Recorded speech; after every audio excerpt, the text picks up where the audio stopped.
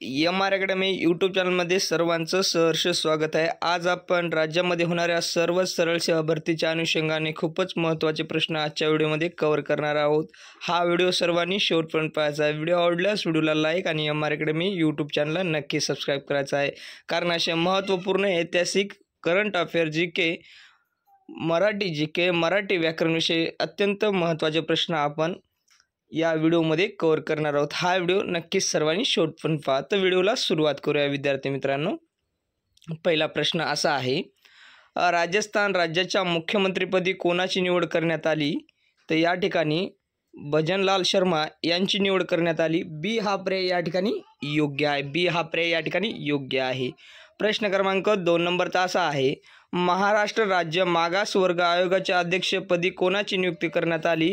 न्यायाधीश सुनील शुक्रे यांची नियुक्ती करण्यात आली। ए हा पर्याय या ठिकाणी योग्य आहे।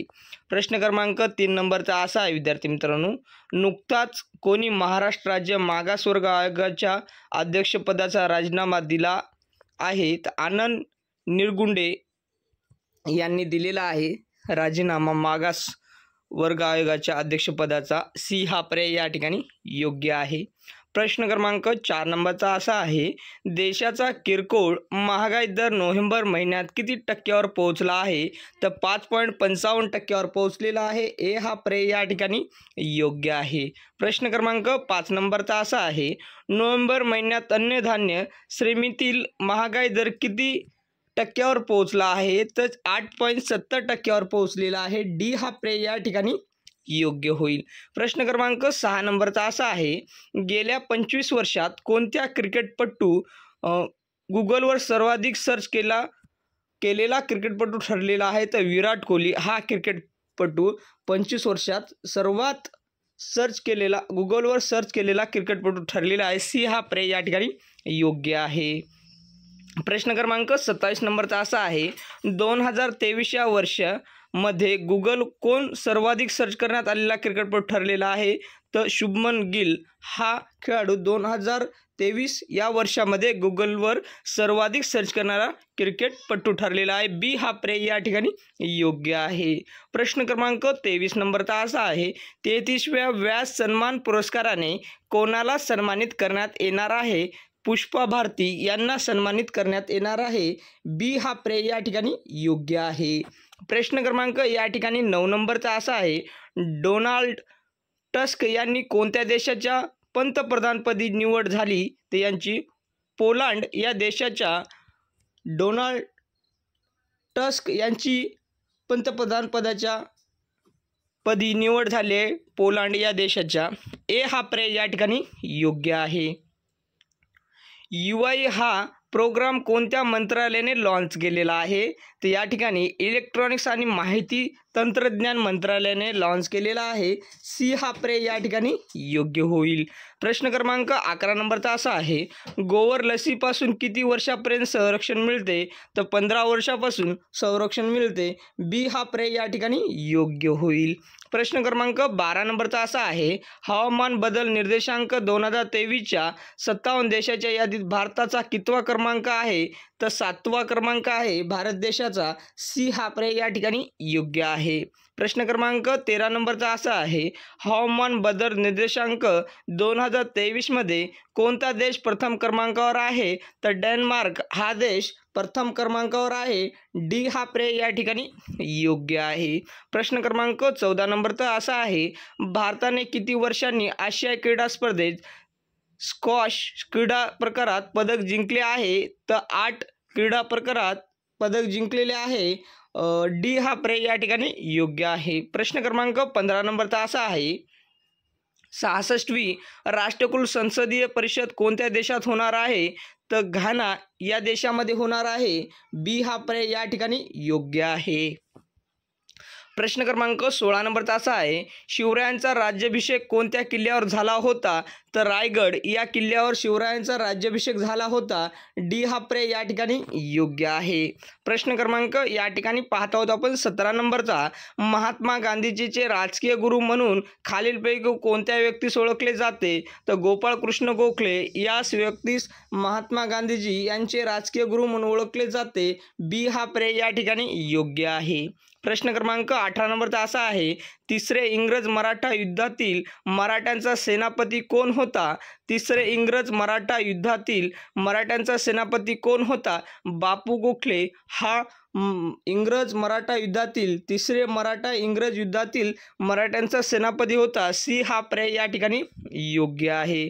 प्रश्न क्रमांक 19 नंबरचा असा आहे, स्वतंत्र भारतातील पहिले भारतीय गव्हर्नर जनरल कोण होते? सी राजगोपालचारी हे होते स्वतंत्र भारतातील पहिले जनरल गव्हर्नर सी गोपालचारी हे होते. बी हा पर्याय या ठिकाणी योग्य आहे.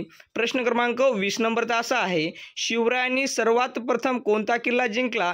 तोरणागड हा किल्ला सर्वप्रथम शिवरायांनी जिंकला आहे. ए हा पर्याय या ठिकाणी योग्य आहे. प्रश्न क्रमांक 21 नंबरचा असा आहे, दत्त महात्मा हा 7000 ओव्यांचा ग्रंथ कोणी लिहिला? वासुदेव बळवंत फडके यांनी लिहिला. बी हा पर्याय या ठिकाणी योग्य आहे.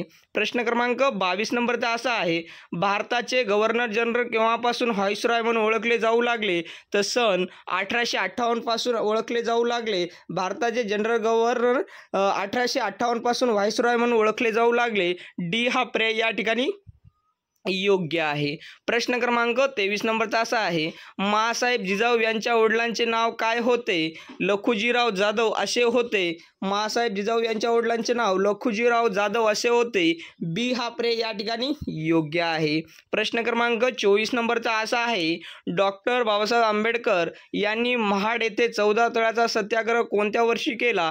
तर डॉक्टर बाबासाहेब आंबेडकर यांनी महाड 14 तळ्याचा सत्याग्रह सन 1927 साली केला. सी हा पर्याय या ठिकाणी योग्य आहे. प्रश्न क्रमांक 25 नंबरचा असा आहे, इंग्रजांनी भारतात त्यांचे शासन असताना कशाच्या लागवडीस प्रोत्साहन दिले नाही? तर गहू व भात लागवडीस प्रोत्साहन इंग्रजांनी भारतात त्यांचे शासन असताना भात व गहू यास लागवडीस प्रोत्साहन दिले नाही. डी हा पर्याय या ठिकाणी योग्य आहे. प्रश्न क्रमांक 26 नंबरचा असा आहे, बॉम्बे ठाणे रेल्वे कोणत्या वर्षी सुरू झाली? बॉम्बे ठाणे रेल्वे ही सन 1853 साली सुरू झाली. बी हा पर्याय या ठिकाणी योग्य आहे.